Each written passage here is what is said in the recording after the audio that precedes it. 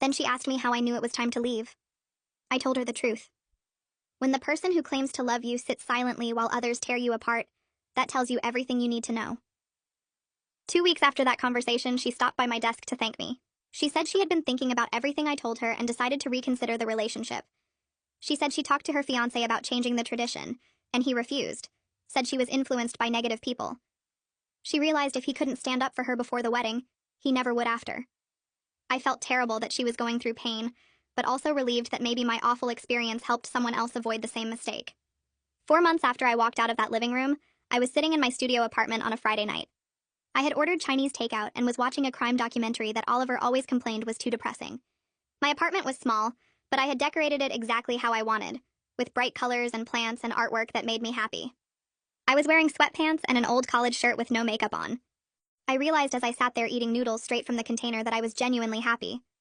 Not the anxious kind of happy I felt with Oliver, where I was always monitoring my behavior and managing his moods. This was different. This happiness came from being completely myself without worrying about meeting impossible standards or fixing things that were wrong with me. I didn't have to cook fancy meals or dress up or pretend to enjoy his family's company. I could just exist as myself, and that was enough. The thought made me smile into my takeout container. I started building a life where people celebrated me instead of trying to change me. My parents called every week just to check in and tell me they were proud of how strong I was being. My best friend came over most weekends, and we would cook together and watch movies and talk about everything except Oliver. At work, I was thriving because I could focus all my energy on projects instead of relationship drama. I got assigned to lead a new team, and my boss said she chose me because I had proven I could handle pressure and come out stronger. I even started dating again, though I was much more careful this time. I paid attention to red flags I would have ignored before. When a guy I went out with made a joke about his mother knowing best about everything, I ended it after 2 dates. When another one talked over me at dinner, I didn't give him a second chance.